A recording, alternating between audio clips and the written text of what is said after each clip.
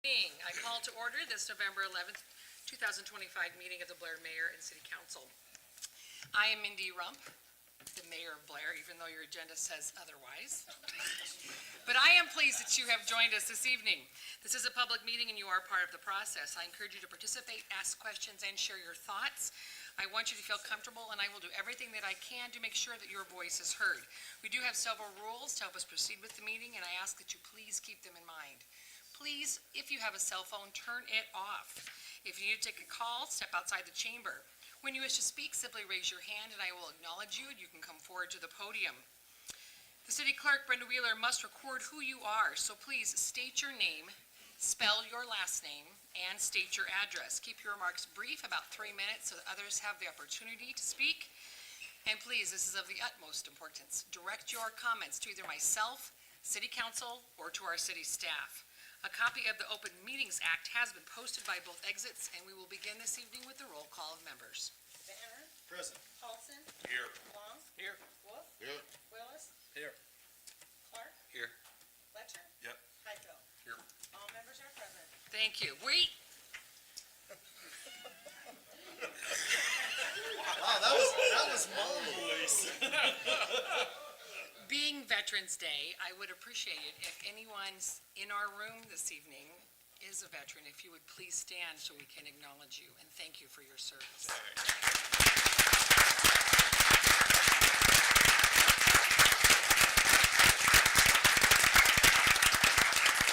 Thank you. And now, if everyone would stand. What do you want to do now? And join me with the Pledge of Allegiance. I pledge allegiance to the flag of the United States of America and to the republic for which it stands, one nation, under God, indivisible, with liberty and justice for all. Thank you. Item number 3, approval of the consent agenda. So moved. Second. We have a motion and a second to approve the consent agenda. Please register your vote.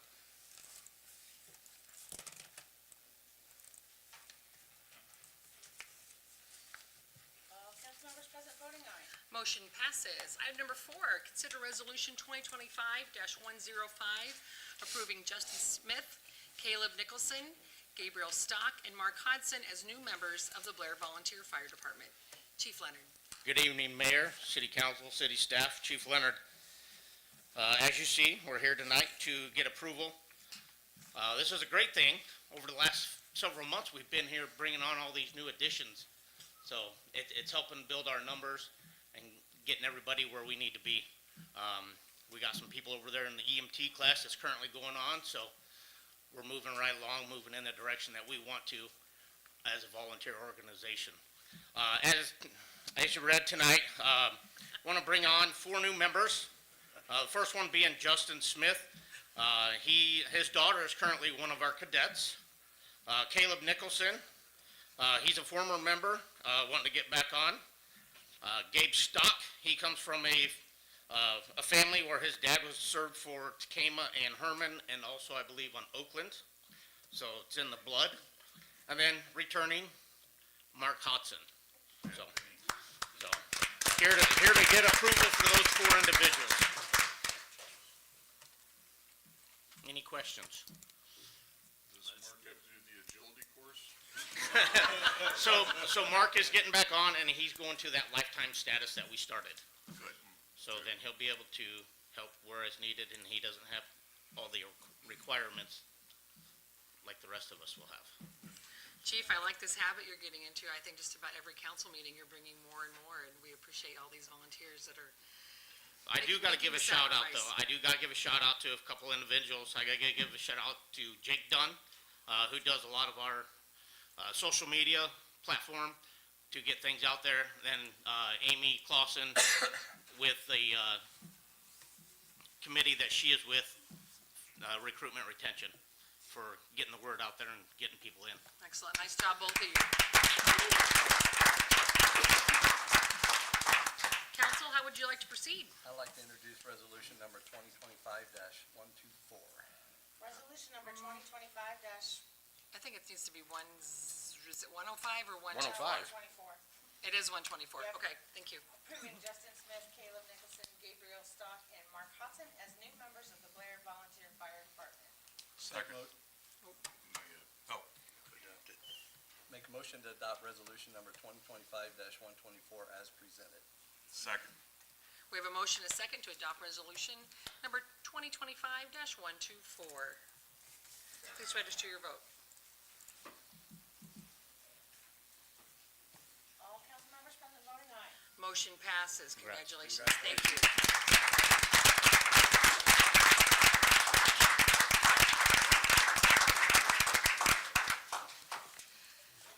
Item number 5, consider a recommendation from the Park, Recreation, and Cemetery Advisory Board for disc golf course improvements. Mr. Heaton. Good evening, Mayor and Council. I'm going to actually turn this over to Chelsea from our Parks Department tonight to talk a little bit about some of the work that she's been doing and the Parks Department's been doing on the disc golf course. So ask her a lot of hard questions, okay? Thanks, CJ. Welcome, Chelsea. Hello. Chelsea Springston, SPRINGSTON, 206 Northwest Street, Missouri Valley. I've been with the Parks and Cemetery Department for about a year and a half now. I am here to request approval to move forward with a redesigned concept for the disc golf course at Black Elk Park, and to explore community input and funding options to minimize city cost. With permission from my supervisors, I have reached out to an experienced course director from Omaha. I was introduced to Chris and his business partner Nick a couple months ago. He's the course director for several disc golf courses in the Omaha metro area. So thank you guys for coming tonight. Chris took the time to come out for an initial site evaluation and once again for a layout consultation. He provided me with a detailed copy of the proposed placement of the tee pads and baskets, along with a map and a cost estimate. I have received a lot of input from local disc golfers. Updates to this course are much needed and will help with both course flow and play. This redesign is an opportunity to ensure safety for everyone to enjoy all areas of Black Elk Park, such as keeping pin placements far enough away from playground equipment, the new dog park, and the bike trails. So with board and council support, this project can strengthen both the park system and quality of life in the community. And Chris is able to explain in further detail about his line of work and answer any questions you might have on this project. Thank you for your time. Thank Do you have any questions for me? If this gets approved, how soon would you start on the improvements? We're hoping March 1st in the spring. Thank you. Thank you.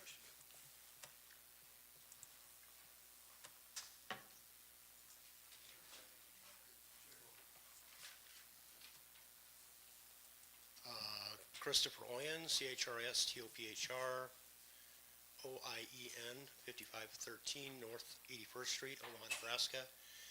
I am a co-owner of American Disc Golf Design and Installation.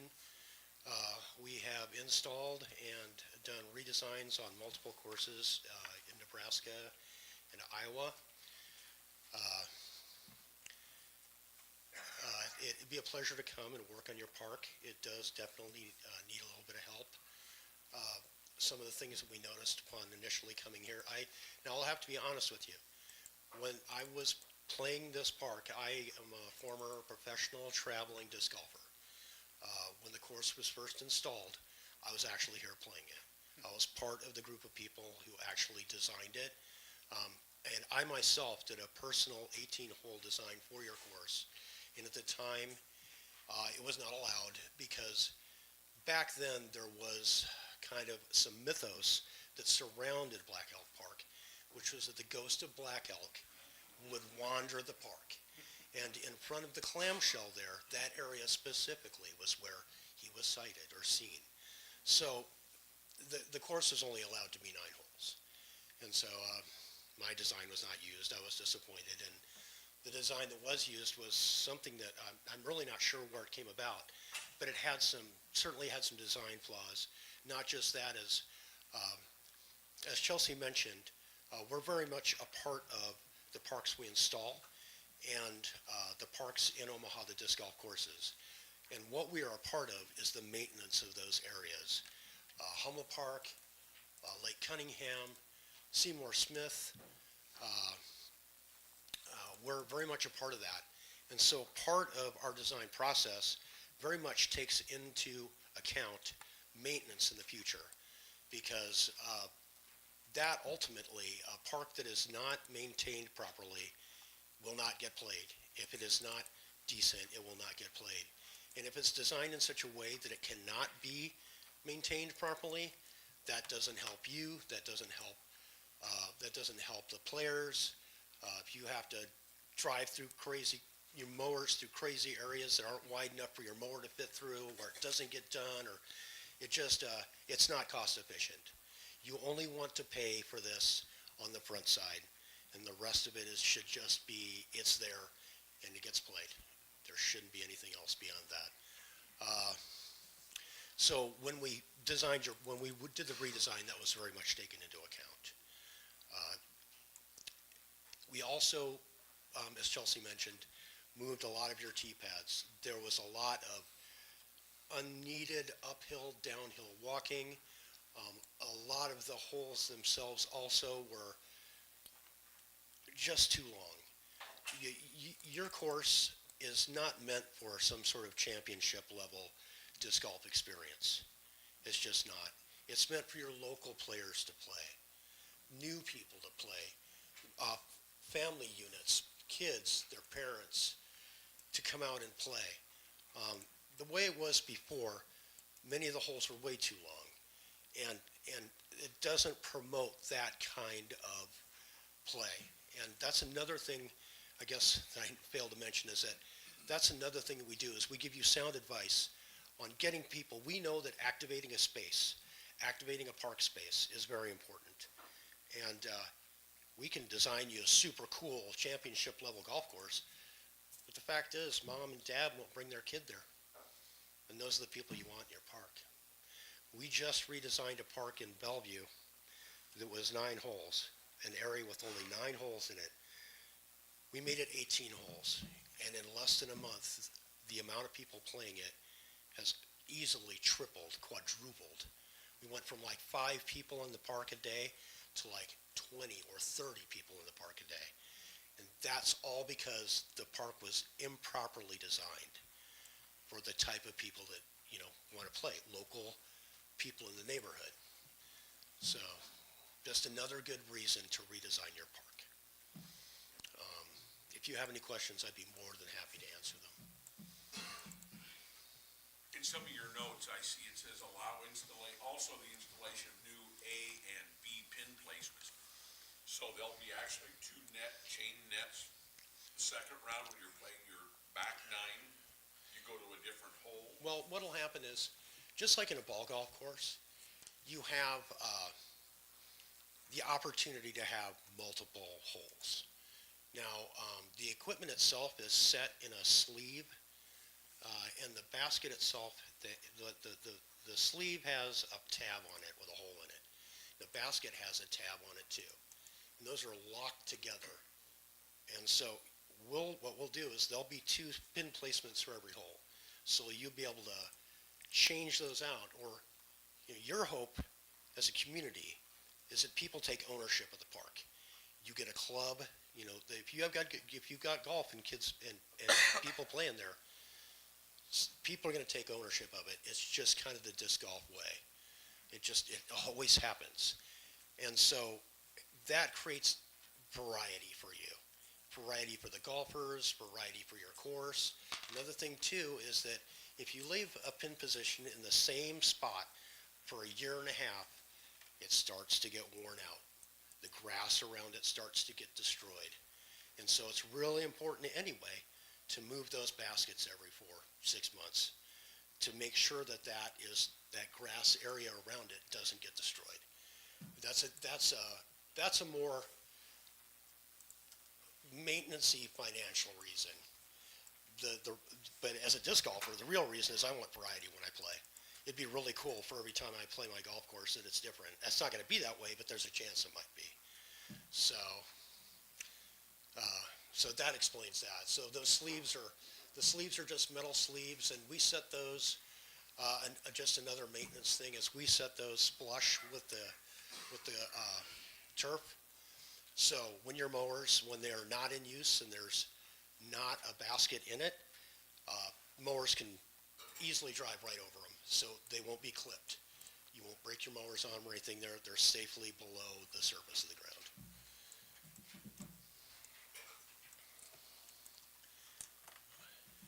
So moving the baskets are up to the players? I mean, you can say, man, this one really stunk, I'm gonna move it, I can do that myself. I think in the beginning, it'll be your Parks Department, because I know that Jonas knows a lot of disc golfers in town, and I'm sure that, I'm just here to make your park better. It's gonna be up to your local people to create the group that takes ownership of the park. And disc golf, I can tell you, I can almost guarantee you that you're gonna see that. If they have something new and it's better, those people will be much more present than they are right now. Because honestly, you're perfectly honest. Before your Parks Department started working on the park, it was in bad shape.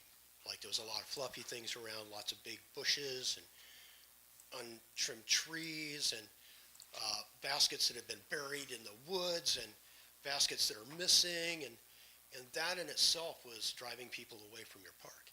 Not just the fact that the golf itself just wasn't accommodating to your local players. So now that that's all done, I'm sure that you're gonna, the incredible work that the Parks Department has done. It's amazing. It is literally night and day out there.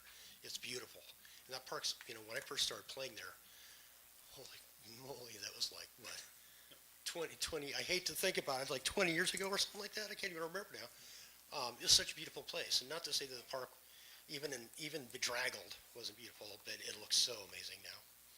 I really, coming from a person who spends way too much time throwing frisbees in the park, your guys' park is awesome. So it's a pleasure to be able to come back here and kind of be a part of righting the wrong that was done so many years ago. I really have a personal attachment to it. So,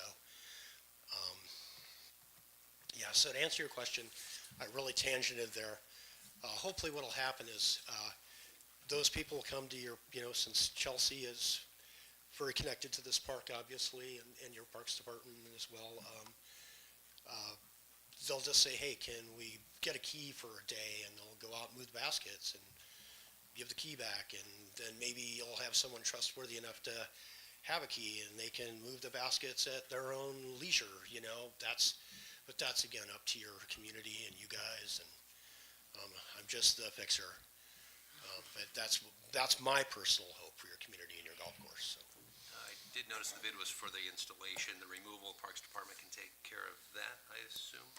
Okay, so there won't be any additional costs? For the removal of the tee pads, The removal of the old tee pads. because we discussed that at the Parks Department meeting. They're fully capable. Any other questions? Thank you. Thank you guys so much for your time, and I tend to ramble sometimes, so. Thank you. Any comments from the public?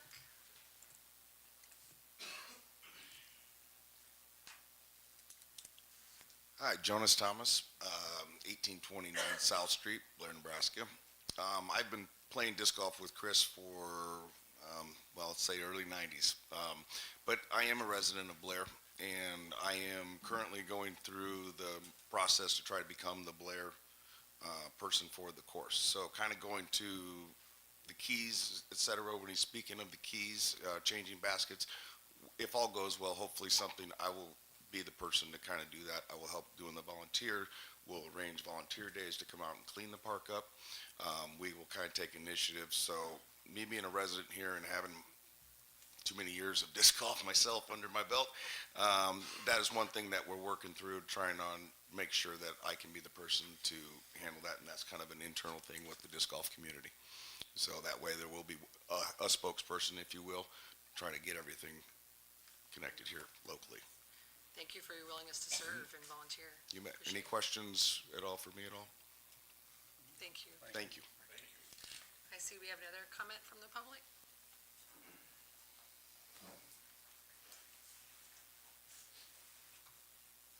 Kevin Chada, CADA. It's 2035 Northridge Circle here in Blair. Long-time listener, first-time caller.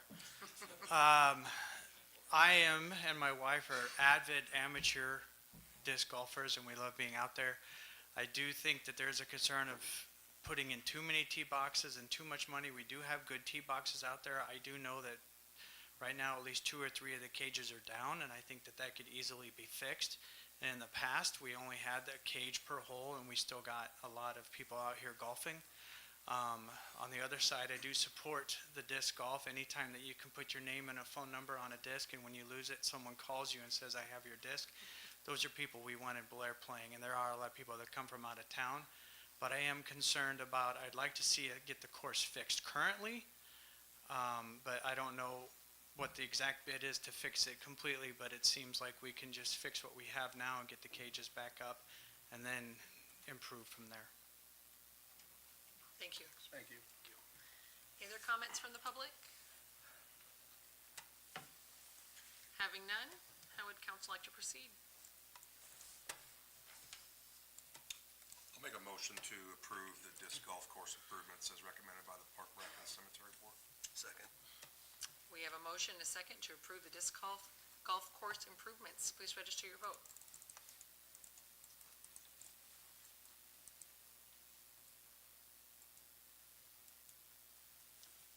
All council members present voting aye.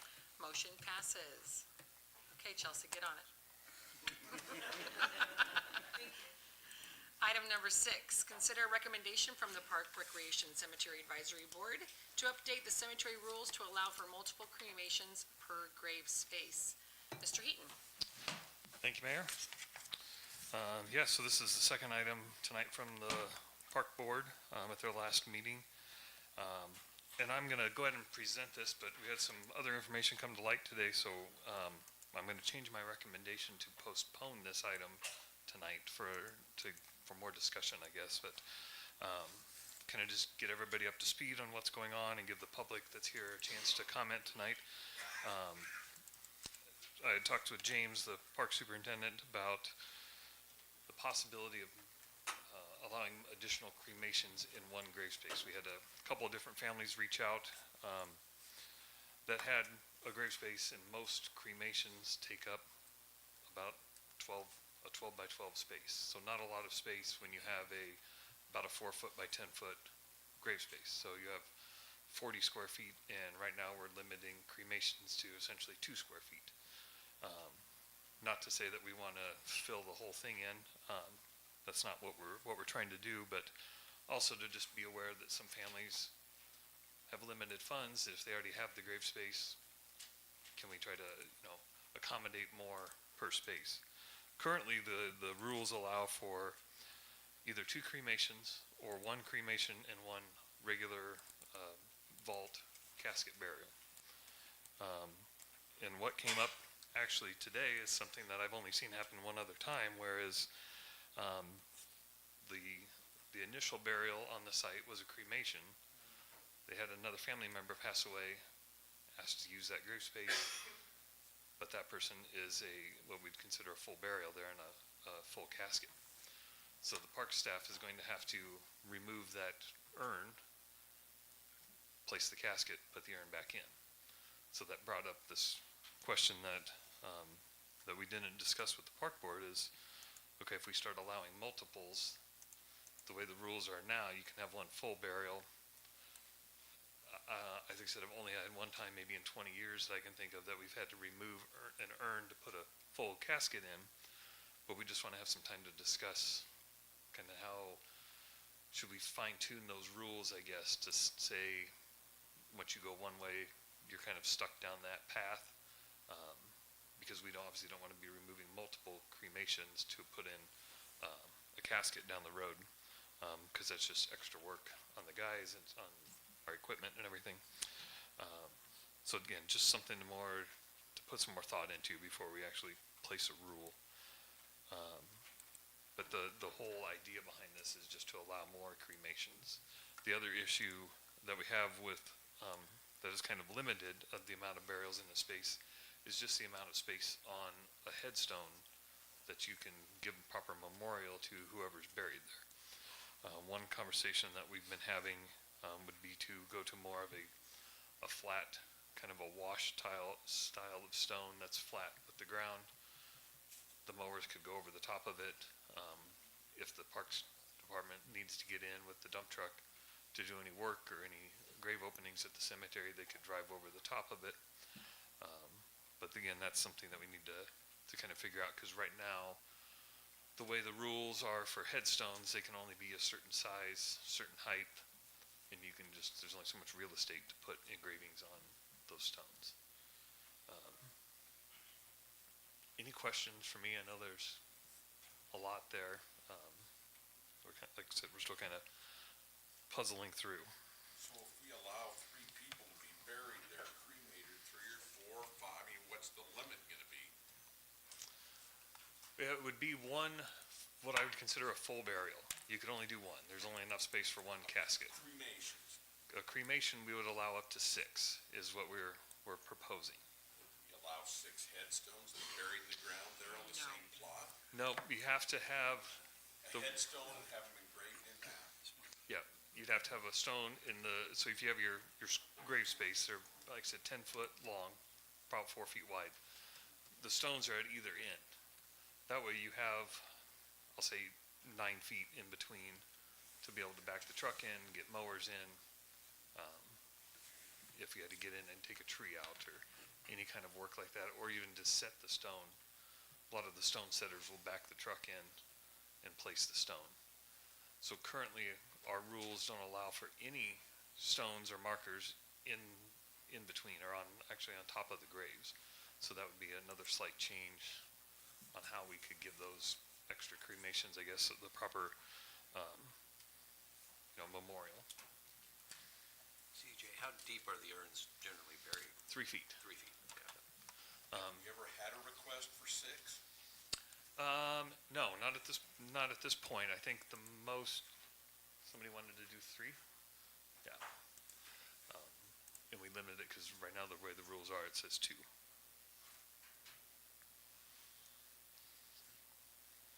So you need some time We need some time, You yeah, wanna to clean this up a little postpone bit. Yep, get it ready for prime so you time. can figure it out? Yep. Cool. Yeah, yeah. What's that? Exact- Yeah, if anybody, Mayor, would like to give the public a chance to comment, we'll take that also. Sure. Any other questions for me? In the case of where you would have that mixed use, where you needed to remove an urn in order to get a vault in, couldn't you just charge a fee to cover that additional? We possibly could. And then something else we need to look at is just are there any legal requirements when we're exhuming something? I know for a full vault burial, James, you can throw something at me if I'm wrong, but like a mortician, so Darren from the funeral home I know has been out. We've had a few rare occasions where they move out of state and they want to move, their family, their loved ones, or for odd cases, I guess. But we just want to make sure we're following all the state rules and everything. Thank you. Any comments from the public? You sure? It's exciting. Having none, I'll make a motion to postpone agenda item number 6. Second. we have a motion and a second to postpone the recommendation to update the cemetery rules allowing multiple cremations. Please register your vote.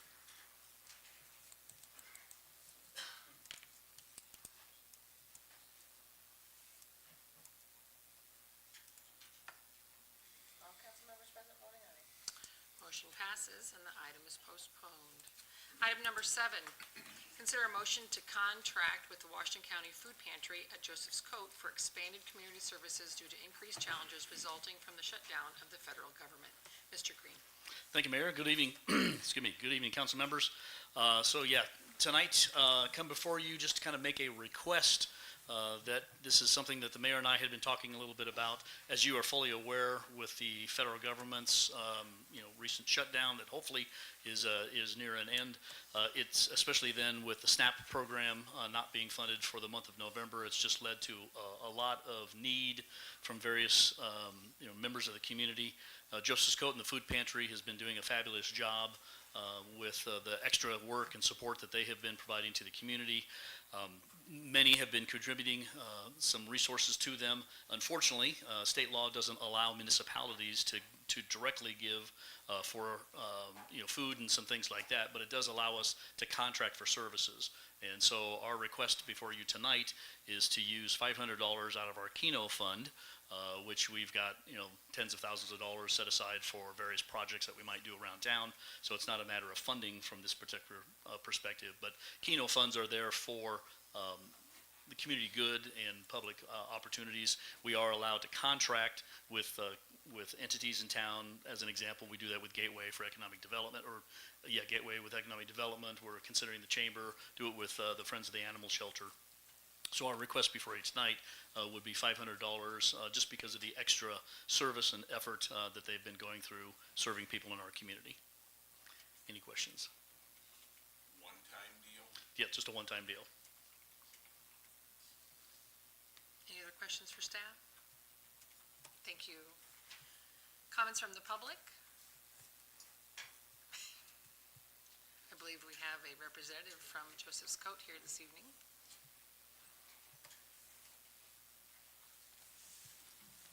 We have a lot of paper for you, too.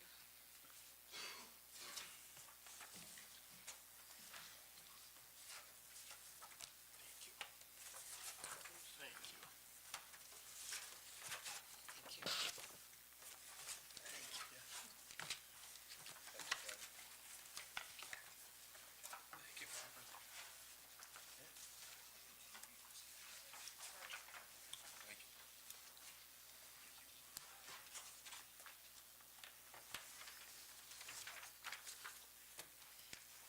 Good evening, Mayor and City Council and City staff.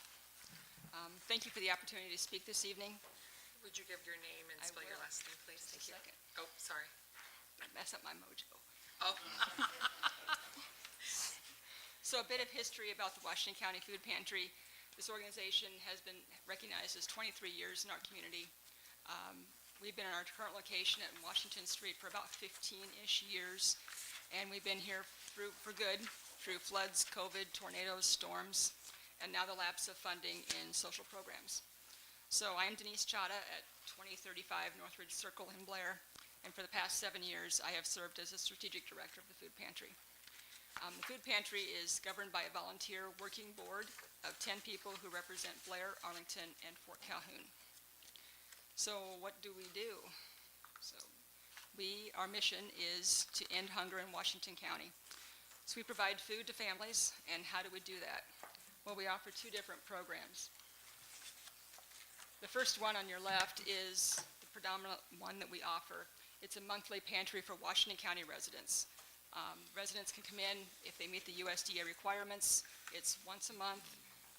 They get a full pantry, which is a supplemental pantry of food. And that amount of food is determined by the number of people in their household. So a family of 9 is going to get a lot more food than a family of 2. All of the funding is local, so our grants, donations, and food drives, all of that is kept local. Nothing goes out of the county. That's important for the community to know that when they give to us, it stays here. The second type of program that we offer is a USDA program, and that's governed through the Food Bank of the Heartland. We do have USDA products in our pantry, and those can go to anyone in the state of Nebraska, and they can come get them anytime the pantry is open. So if it's a single person, this amount of food would probably last for 3 days, but they can come in every day and get that. If you have a family of 9 that needs it, you can come in and get that much more. I mean, it's free to you, and it's throughout the whole state of Nebraska. And again, they can receive that any day. If you are a pantry patron of ours in Washington County, you can also receive USDA. So you can come in and get food a lot of the month, so no one goes hungry. Any questions about what we do with the food? That. So where do we get this food that we hand out? So in 2024, this is really interesting. The food bank and the retail, and I'll explain what those are, the blue and the orange, that made up about 47% of where we received our food. And we give out, 265,000 pounds of food a year. So they represent about half of that. So far this year, look at the difference. The food bank, barely 10%, and the retail is about 25%. So it's 35%, so it's way, way down. The Food Bank of the Heartland is one of the two food banks in Nebraska. Food Bank of the Heartland is in Omaha. It's our food bank. We use that one. They cover 93 counties in Nebraska and Iowa. There's also a smaller food bank that covers 9 counties in Lincoln, Food Bank of Lincoln. Both of those have had a lot less food this year. And for example, when I started 7 years ago, I could order 20, 30 cases of corn, so 24 times 20 cases. This year I've been limited to 48 cans of corn to order a month, if they have it. So it's the stock that they have is way down. Yeah. So also, the retail food drives, or the retail pickup, that is a partnership that we have with Walmart, Dollar General, Family Fare. They give us, let's say a case of pop is torn open or something, and there's 10 good cans. We would get the 10 cans, and the other 2 would go away, or applesauce, or all those dented cans, we would get those. We also get bakery. We get frozen meats that are almost the expiration date, and any kind of overstock that they would have or miss kind of ordering. We get those kinds of things. We go to the Blair and Irvington Walmart 2 times a week to pick those up, and it's about 6,000 pounds a month that we received from the retail pickup. But even that has been lower this year. There's been a lot less protein, a lot less meat that we've been able to receive. And so what does that do to us? It means our donations have to go up. And the donations to me means that category is dollars we receive and food that I purchase. So let me just tell you that when I go to the grocery store and I have 2 carts full of food, the cashier kind of hides. Like they don't want to see me coming because I have a lot of food with me usually. So, questions about where we get our food? Okay, where does that food go? The ages that we serve are very, very consistent over the past few years. Generally, about half of the people that we serve are 55 and over in Washington County. They're on a fixed income. They see us every month. We know them by name. They come to see us on their exact date. If they're here on the 12th, we see them on the 12th. The blue and the purple and the green and the, gray, the 25 through 45, those are the families that come sporadically. My car broke down, I got a medical bill, changed jobs, something happened. We see them 3 or 4 times a year, but not on a monthly basis. So that's very much, it's a lower rate. But we do see the young adults and the 55 and older quite a bit. And we serve the entire county, but where do we mostly see our people from? 79% is from Blair, 4% from Arlington, 2% from Herman, 12% from Fort Calhoun, 3% from Kennard. And up until this year, we did have someone from Washington that visited us, but is no longer coming. And then the 4th quarter trend. So over the years, in February, it's a very slow month, and it might be the weather related, it might just be people are just not out and about. March and April, it's a little bit higher, but depending on when Easter is, that's a busy month. May, June, very steady. July, our need goes up. Kids are home from school, and they're eating all day long, as we know. August and September, it kind of goes down. October, November, December, and January for us are always really big months. So for this year, August and September, we're just coming in right where I expected. September, we had a 24% increase. And then if it continues to go the way it is now, we would have a 68% increase from September to the end of November. So we're seeing a huge, huge, huge increase in this. Hopefully it's taken care of, but we don't know.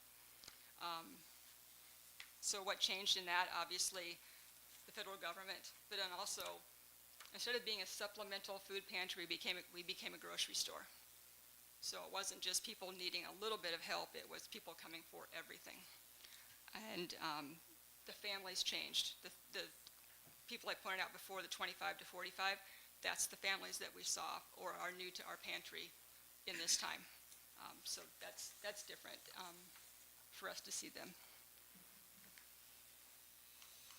However, the good news, we have tremendous community support. I mean, I can't thank the community enough for what they do for us. We have multiple food drives going on right now from teammates, churches, restaurants, organizations, households, neighborhoods. Everybody is calling us, which is really, really good. We're very proud of what we do, and people really step up to help us.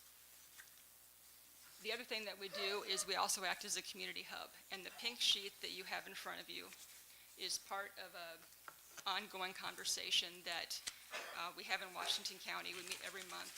It's a list of resources for people who need help. It's local resources. We hand that out. It's become very valuable in the last couple weeks. It gives people information on where to go for rent, utilities, veteran services, mental health, all those kinds of things. This group meets once a month, and we continue to keep that updated. We've handed that out lots of times. It's available on our website as well. It's just a place to start for information. So we consider ourselves a place to start.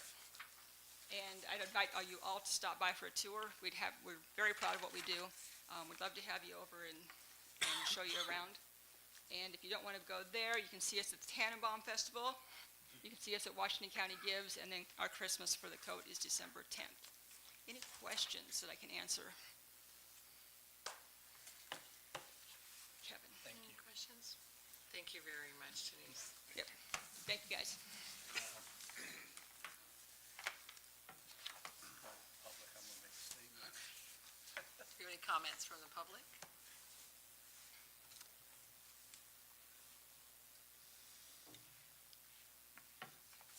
Amy Clausen, 2514 College Drive. And Mayor and City Council, as you all know, Clint and I have had a terrible last 2 years. And if there's any way to do more than $500, I know there's a lot of people in this community appreciate it. I know Denise has got great buying power. That $500 can become a lot. Compared to what we can do at the grocery store, she's got some great buying power. And so I would ask you to consider even more if at all possible. It's a great asset when you need it, and you never think you're going to need it. When the time comes, it's great to be able to go there and get help. Thank you. Any other comments from the public? Having none? It's funny you mentioned that, because that's one of the recommendations I'm gonna make. I mean, the food pantry does a wonderful job for so many people, and I can't say enough to Denise and the amazing job that she and her team have done at the pantry. It's just unbelievable, and I encourage people to go in and look at it, look at the store. 500 doesn't seem enough. I don't know what the finance committee is gonna recommend. I say we at least double that. If not, somebody has some recommendation for any more than that. When we I'm reviewed good for this, it. Huh? when the finance committee reviewed this, we didn't have any problem with the, with the idea of the donation. It's a one-time thing, so it's not like, you know, it's gonna be a continuing outgoing of funds. As far as I believe, if it's allowable, I'm amendable to that increase. Be in agreement with that as well. Whatever it's. No problem. I mean, you budgeted $100,000, and you don't have any projects that are scheduled right now. I'll take that.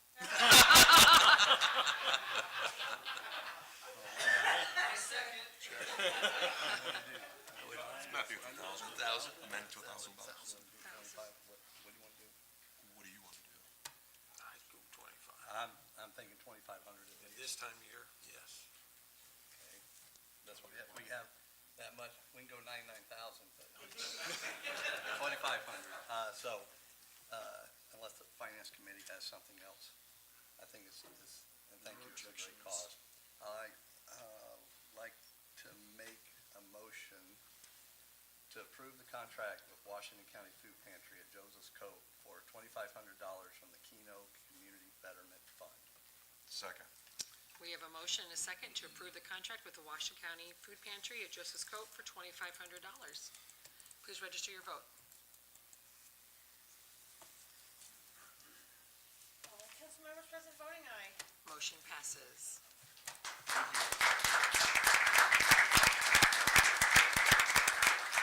Item number 8, consider resolution 2025-125, awarding the bid for a new copier and printer for City Hall. Mr. Green. Mayor, Oh, I would like to receive and place on file the bids for the new copier printer for City Hall.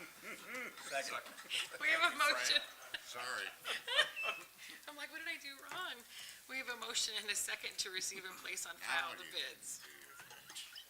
No break it, I already get it. I do. Please register your vote. All council members present voting aye. Motion passes. Now, Mr. Green, you may speak. Thank you, Mayor. Up here with Tom White, our IT director. So worked very closely with Brenda and Angel to solicit the bids that you just received and placed on file, so appreciate that. We're in the market of shopping for a new copy machine. And this is not just a machine that's used to make copies, but it really is kind of the central hub for many, many activities that we end up doing here at City Hall. It's the primary printer and copy machine that we have.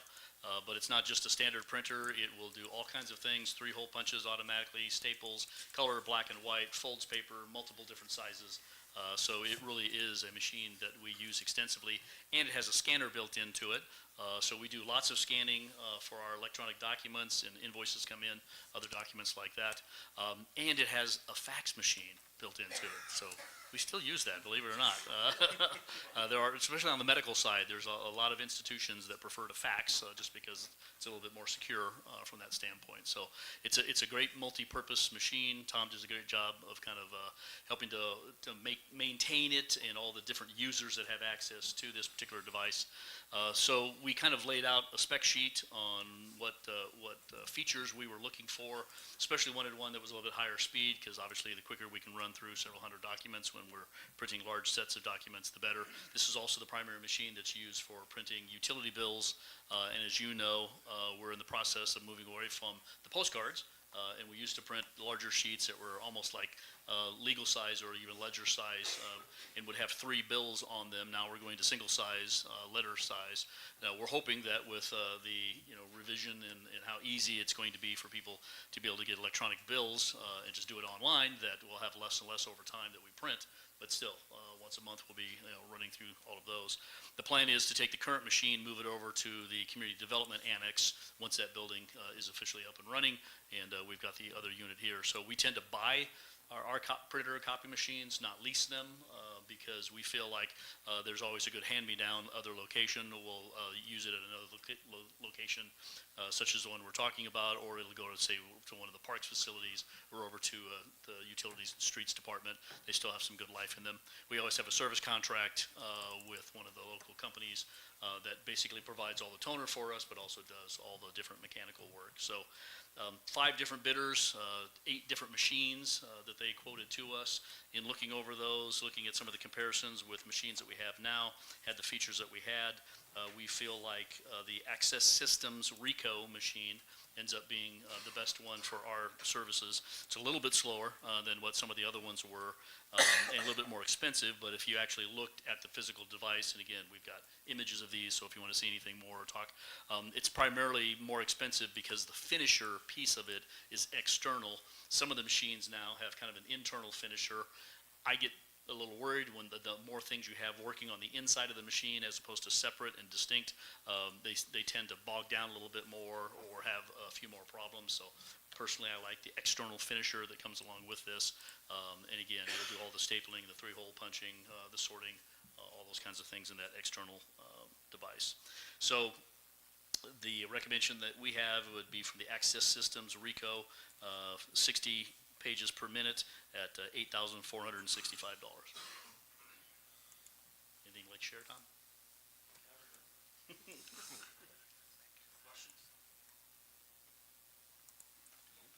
Thank you. All right, thank you both. Any comments from the public? Having none, Finance Committee. Met on it, and the recommendation is good for us. I think that that's a copier that they're familiar with, brand they're familiar with, and it sounds like it's going to do what we needed to do. So, if no one else has any questions, I'd like to introduce Resolution 2025-125. Resolution number 2025-125 was introduced by Councilmember Clark, awarding the bid for a new copier printer for City Hall to Access Systems in the amount of $8,465. I'd like to make a motion to adopt Resolution 2025-125 as presented. Second. We have a motion and a second to adopt resolution number 2025-125. Please register your vote.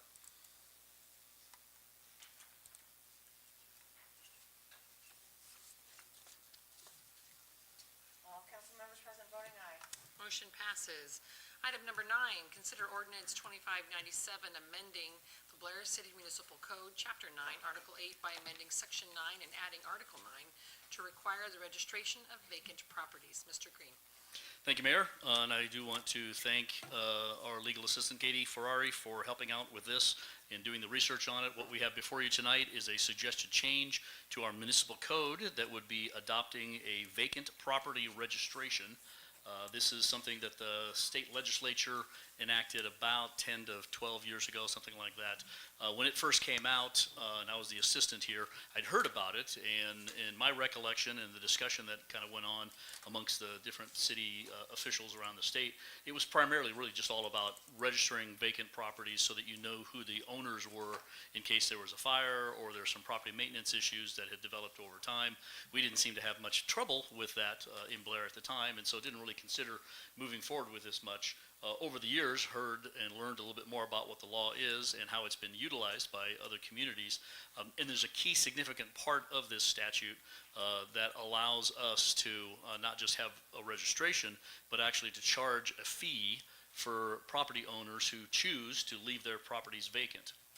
And as we know, when you have a vacant piece of property, number one, it tends to deteriorate more over time just because no one's there really to watch it and manage it. But it also just kind of, from a community's perspective, ends up being a piece of property that's not being fully utilized to its best benefit for the community. And so sometimes a little bit of encouragement and challenge on a property owner is good for them to consider to not leave that property vacant. So the statute basically takes one of our sections in the municipal code that's in the overall article that deals with buildings. In every one of our articles, the very last section of that deals with the penalties that are allowed to be enacted by state statute. Most of those end up being misdemeanors, and it kind of lays out some of that legal language. So we're going to move that from Section 8 to Section 9, or Article 8 to Article 9, I should say. And so that's why you have the language wiped out here at the very beginning, but it shows up at the very end in the new Section 9. And then you have all this new language, which again is based on the state statute. It goes through various sections where it talks about the requirement of this act is to have vacant properties registered, and to place a duty upon property owners of vacant properties to assist the city in preventing a public nuisance, which empty buildings can be over time. It goes on to talk about the requirement then that they would have to respond to us when the city clerk, who's ultimately responsible for kind of implementing this program, sends them a letter requesting them to fill out a form that we provide to them and provide the kind of information that we need regarding their property. Primarily, you're looking at why is this property vacant and what's ultimately their plan going forward in the future. As you get into the second page, Section 9-806 deals with the actual registration of the property, and there are some exemptions that are allowed. If you own, and I should stress this covers both residential as well as commercial and industrial properties. But if you're a residential homeowner and you snowbird and so you leave for several months to go to warmer weather, that's automatically an exemption. We just need to understand that and know that that's the case. In all of these exemptions, though, it does stress that the property needs to be maintained and continue to meet the current property maintenance code. So we would monitor those things. If it's a temporary absence for some other reason, they just need to let us know that. If it is a structure that's falling into decay and they're planning to have it torn down and demolished, they just need to provide us that schedule, but it needs to be something that would be done, in a reasonable period of time, like in the next 6 months. That if it happens to be a building that's still under construction or under renovation, that's an exception that's listed as well. If the building's already for sale or they're actively trying to rent it out, we're not looking to penalize somebody who's actively working towards those things. So they just have to provide proof to us that they have an active contract with a realtor or that they're actually renting it out. If we can show that, well, you've got a property that you say is for rent or for sale, but you're not advertising it anywhere, it's not listed anywhere, that would be an indication then that they don't qualify for that exemption. Ultimately, what you have then is, as it goes on to the next page, city clerk would send this notice asking for information back once we receive that and review it, and they've supplied all the information that they need to us, and it qualifies as one of these vacant properties. Then we give them a notice, and they have 180 days before anything is really done. So that's 6 months. So this isn't necessarily a program that instantly puts a huge burden on someone. They've got 6 months to try to resolve this aspect of it being vacant. But after the 6 months, if it continues to be vacant, then there's a fee that can be charged. And so in section 9-808, you have the fees that are ultimately charged. So on a residential property, after the 180 days, the initial assessment is $250, and there could be an additional $500 assessed then every subsequent 180 days. So every 6 months, you could have another $150 charge for choosing to leave that property vacant if it's a residential property. On the commercial side, again, after the initial 180 days, it's a $500 assessment with an additional $1,000 assessment every 6 months. Again, if they're choosing to not do the things that would not give them any kind of exemption on this under this particular legislation. Again, the real key is ultimately it's about not allowing properties to just sit and remain vacant.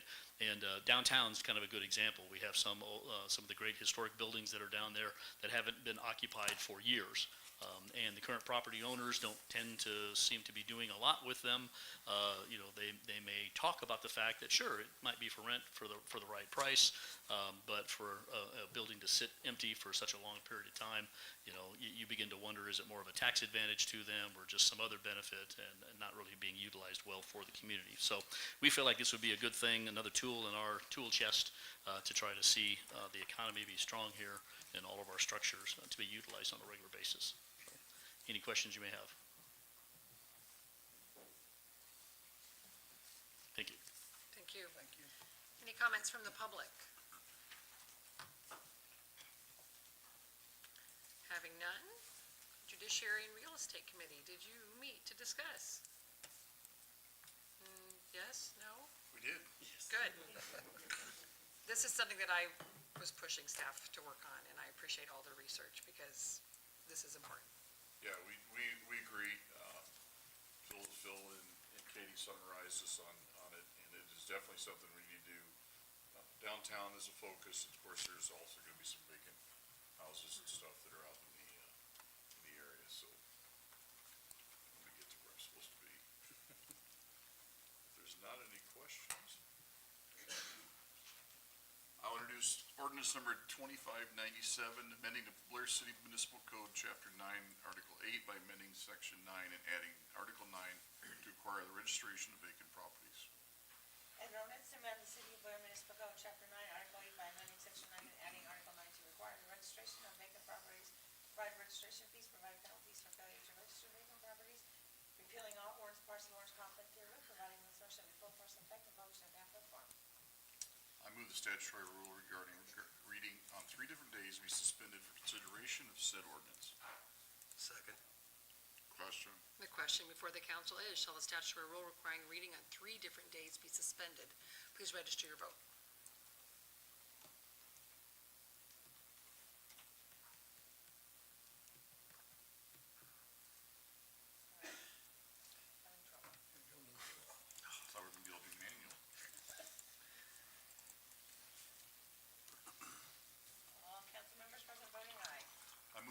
passage of ordinance number 2597. Second. I have that for you. An ordinance to amend the Blair City Municipal Code, Chapter 9, Article 8 by amending Section 9 and adding Article 9 to require the registration of vacant properties. Provide for registration fees, provide for penalties of failing to register vacant properties, repealing all ordinance parts of ordinance conflict herewith, providing this notice shall be full force and effective, published in pamphlet form. Ready? Yep. I move final passage of ordinance number 2597. Second. Question. The question now before the council is, shall ordinance number 2597 be passed and adopted? Please register your vote.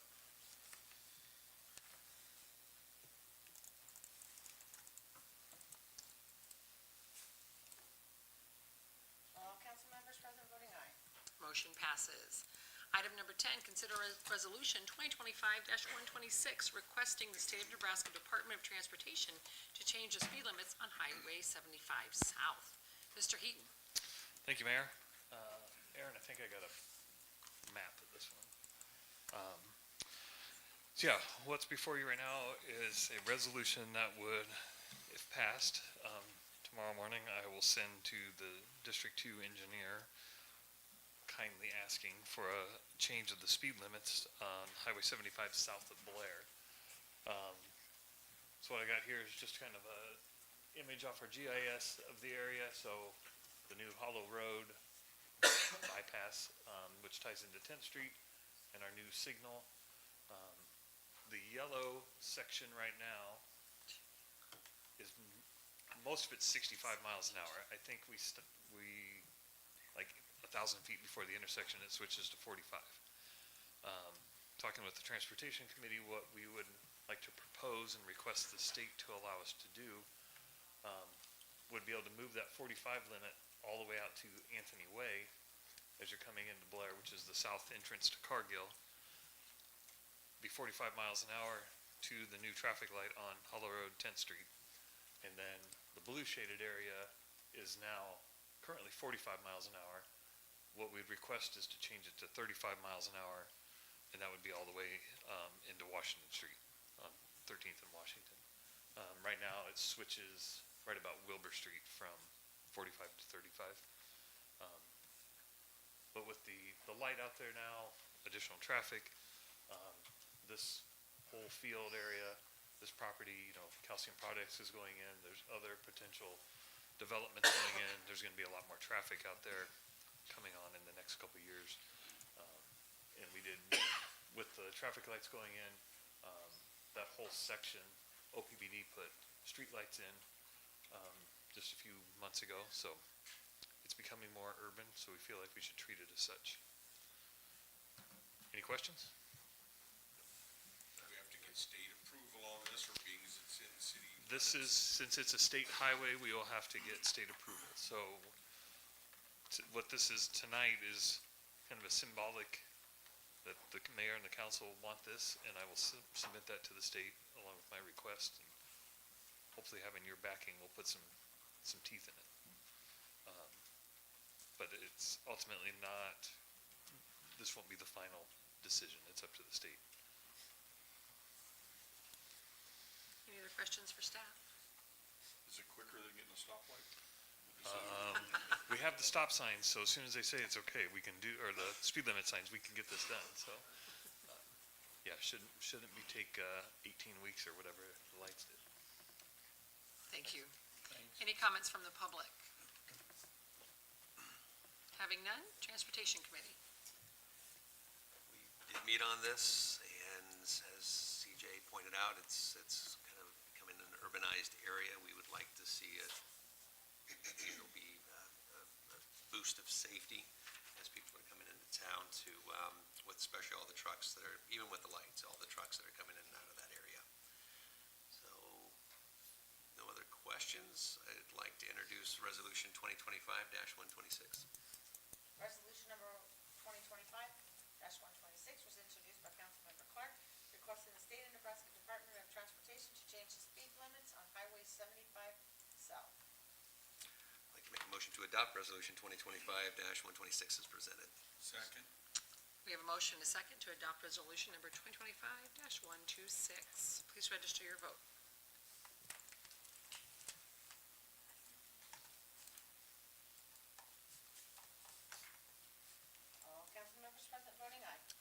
passes. Item number 11, consider resolution 2025-127 approving a speed limit change on South 10th Street from Highway 75 Hollow Road intersection to 900 feet north of Wilbur and 10th Street intersection to 35 miles an hour. Mr. Eaton? Thank you again, Mayor. So another speed limit change that was discussed with the Transportation Committee at their last committee meeting. This one on 10th Street. So again, kind of the same area, but heading straight north from the new traffic light. This is Dollar General building. Right now, all of 10th Street through the entirety of Blair is 25 miles an hour. It's kind of funny because in one day I had somebody complain that people go too fast down the street, and I had somebody complain that we can't go fast enough down the street. So I guess it's whoever's driving. What we discussed with the Transportation Committee and what the recommendation is to change it to 35 miles an hour in the truck zone area, I guess, if you will. So that would be the way we, earlier this year, I think if everybody remembers, we had a motion passed to make it no trucks 900 feet north of Wilbur Street, which is pretty close to where I highlighted.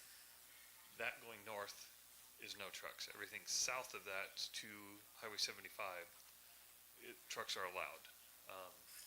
With the Dollar General and the property directly north of that is all commercial type properties that you could have trucks doing deliveries on a more regular basis. So that was kind of following in suit to let traffic go 35 miles an hour in that truck zone, but then slow back down to 25 as you get further north and get closer to the residential areas. If you've driven that, it's a nice big wide road. I've done it. It's really easy to get clipping along 35, 40 miles an hour and you're not thinking about it. So that is our recommendation. Any questions or anything? Did any of the residents that live along this street get asked if they'd like to see it slowed down, kept the same or okay with 35? I had one say that it was too slow. This was a few weeks back, and then somebody else asked about one of those flashing signs to tell you what your speed is, because you get high school kids going through there and they're clipping along pretty good.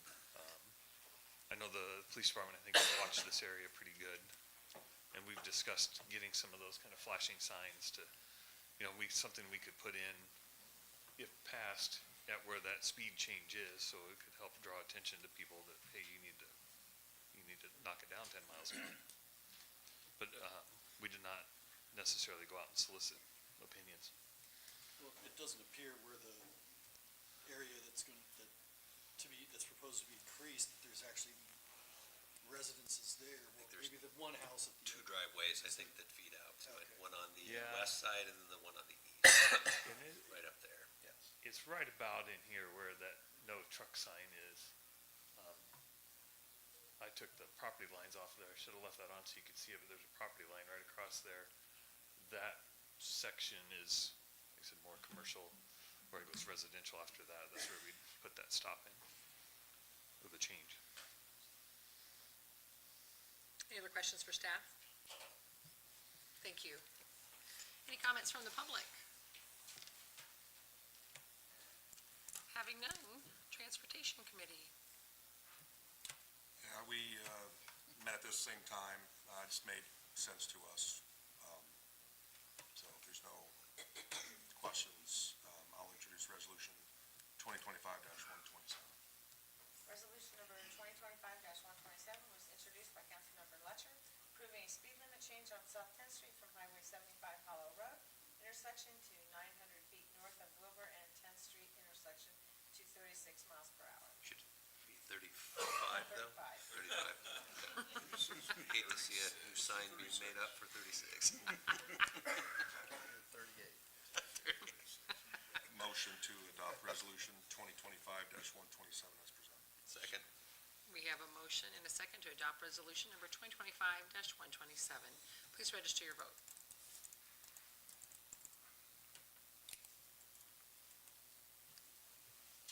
All council members present voting aye. Motion passes. Item number 12, consider resolution 2025-128, approving an agreement with JEO Engineering to assist with the right-of-way acquisition process for the improvements to the Hollow Road 25th Street, County Road 31 project. Wow, that's a mouthful for a project. Mr. Heaton. Thanks again, Mayor. So yeah, before you is an agreement, or an amendment to our ongoing agreement with JEO for the design and all the engineering services for, I guess what would tie into the Hollow Road Box Culvert project, kind of the second phase of that, where we would be looking at widening what is now a level B or minimum maintenance road of 25th Street, where it ties into County Road 31, and then eventually wraps in down to Southern Hills. And so if you remember, we have this box culvert on Hollow Road that has to be fixed. What our recommendation will be is to kind of beef up that rural road into an actual gravel section road that's passable. Right now, that road is not passable by many vehicles. But to do that, we're gonna have to get some extra right-of-way and easements for the construction, both temporary and permanent. There are several very small little sections, if you will, as we go through this. I can't remember off the top of my head exactly how many pieces of property there are. But it was enough that, initially we thought we could maybe handle that in-house, but it's a lot more to that, I guess a lot more parcels than we had anticipated. So I reached out to JEO to ask for some assistance, and so they gave me a proposed amendment for $89,620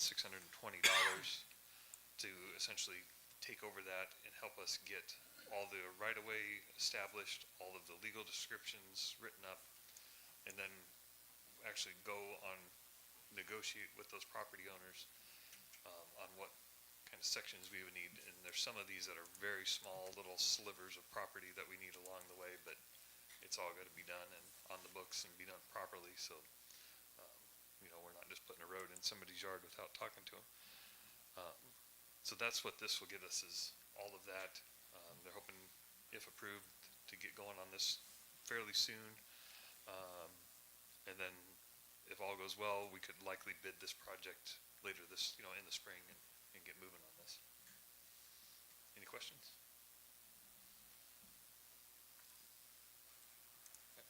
Thank you. Any comments from the public? Having none. Transportation Committee again. Did meet on this, and due to the complexity of the properties and the way that the road currently kind of meanders into different easements, we felt that taking that burden off of staff and putting that into JEO would speed up the process of getting things lined up to get the work for the culvert and that road taken care of. So we felt it was a very good thing to pass that on to them. So if there's no additional questions, I'd like to introduce Resolution 2025-128. Resolution number 2025-128 was introduced by Councilmember Clark, approving agreement with JEO Engineering to assist with the right-of-way acquisition process for the improvements to the Hollow Road 25th Street, County Road 31 project. I'd like to make a motion to adopt Resolution 2025-128 as presented. Second. We have a motion, a second, to adopt resolution number 2025-128. Please register your vote. All council members present voting aye. Motion passes. Mr. Green.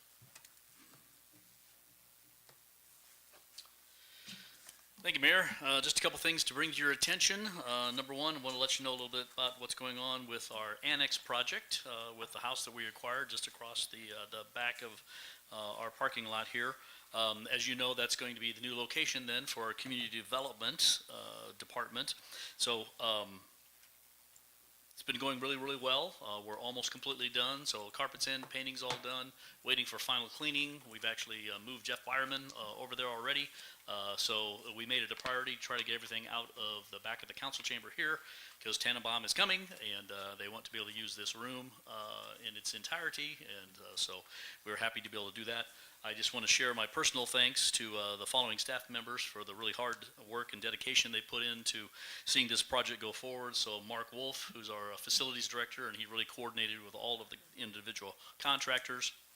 For Tom White, our IT director, who does a fantastic job, and he's incredibly hands-on. So he's been burning the late-night oil and over the weekend, getting all the network implemented over there. Again, we have a wireless connection that now runs from the corner of this building over to that particular facility, so therefore we don't have to have a separate drop for internet service and some things like that. For Jeff Byerman, the head of the Community Development Department, and for all the hard work and his support with his staff there, and then finally for Aaron Barrow, helping to coordinate all of it. So really appreciate all of them and the hard work. Invite all of you and anybody else who wants to go walk through it immediately after the meeting here. If you're interested, we'll go walk through. Hasn't had its final cleaning, but it's not in bad shape, and you get at least a sense of what's going on there. We'll be opening it up officially to the public as soon as we finish some of the BSNA training for the new software that we have here. Signage is in place, all those kinds of things. So whether it would be before the end of November or first part of December, someplace in that range. Speaking of the BSNA upgrade, as you know, we're switching out our accounting package, building permit package, utility package. This one also allows us to do work orders and purchase orders, all kinds of things. So we are in the midst of that now. This is training week, so we've had 2 full days, yesterday and today, with staff training. We have even more coming in for the next 2 days. So all of our end users, and this is especially the individual supervisors and assistant supervisors in all of our departments, anyone who would have to do a purchase order of any kind or code any of the invoices for purchases that they're having will be trained over the next 2 days on this particular thing. So as soon as we're done tonight, the guys will get busy rearranging this room again, and we'll get 7 or 8 tables it was. I mean, it looks like a typical classroom in here with laptops all over the place, both here and over in the fire hall. So we'll get that going. We'll continue with training Wednesday and Thursday of this week. Next week is go live for the entire package. So we notified our current software vendor today that we are not going to be renewing with them come the end of this year. We had our payment portal shut down as of 5 o'clock today, and so we've done all the final payments that would be received through that front desk that we implemented a little over a year and a half ago. Next week will be when we begin to help our water customers create their new accounts. There'll be letters going out to all of our water customers on Monday, and we're purposely timing it the way we are simply because a lot of our folks, once they hear about the fact that something new is being done, boy, they want to jump on it right away. When we first had the article that was in the newspaper about this coming, literally the next day people were calling saying, well, what do I need to do? You know, we're 3 weeks away from having anything even ready to go, but that time has come now. So we'll send a letter out on Monday to all of our customers. Emails will go out on Wednesday then, which is officially the first day that they can create their account and make any payments if they needed to for some reason. Those emails will go out to everybody that we have an email address for through the current front desk system. BSNA staff then will be with us on site, helping us as we go live with the software starting next week, as I said, all the way through December 4th. So it won't be all 4 days, and obviously we have Thanksgiving in there, so Thanksgiving week, they're here Monday, Tuesday, Wednesday, but the following week, they're with us, and in fact, that very first week of December through Thursday, December 4th. And just as you know, we are waiving the payment penalty fee and the disconnect shutoff through December and January.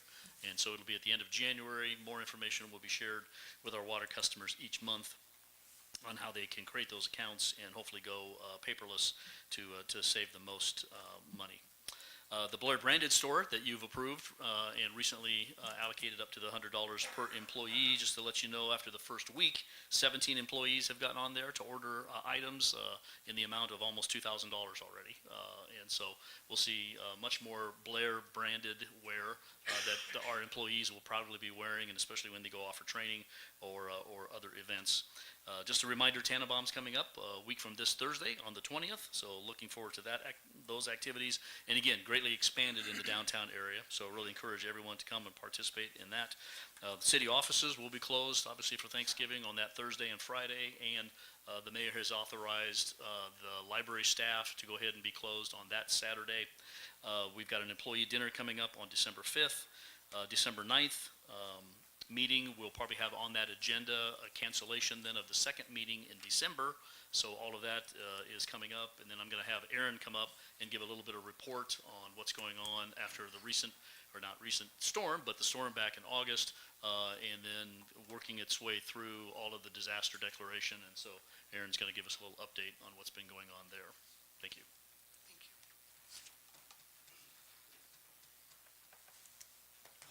Good evening, Mayor, City Council, Aaron Barrow, Deputy City Administrator. President approved a disaster declaration and FEMA funding for a public assistance grant back in October. The Nebraska Emergency Management Association has opened up their portal. We submitted our request for public assistance eligibility, so basically letting them know that we're interested in applying for the grant. The FEMA typically covers about 75% of eligible costs, and the remaining 25 is a local match. Some of the things that are covered in this that we could potentially get funding for is the debris removal, which is going to be huge for us. The emergency protective measures that we took, barricades, traffic control, overtime costs. There is some straight time costs if they're directly related to the storm cleanup or those kinds of things that could be eligible. Temporary road, trail, drainage repairs. I know that in the flooding event that happened in the rainstorm following day, we had significant debris, washing over roadways and causing some problems that we may need to submit claims for. And then Parks and Rec facilities. We lost a park shelter up at Stubberman Park. Those kinds of things we could get claims for. We're also exploring the possibility of some mitigation that we may be able to get compensated for. And that is for the erosion control and waterway cleanup. We have a lot of the creeks in town that were badly eroded, had to be shored up. I think there was a sewer line just off of River Road, wasn't it, that was exposed after that washed out. So there's a lot that we could that we need to try to address with this. So Jake Dunn and I are working on the application, gathering up all the documentation. I'll be working closely with CJ and also Ben for all the salary information and everything that we are going to try to be compensated for. If you have any questions, it's trying to give you a kind of a high-level look, but we're working with NEMA on our application right now. Thank you. Thank you. I'd like to make a motion or propose a motion to adjourn this meeting of the Blair City Council. Second. We have a motion, a second to adjourn. Please register your vote. So soon?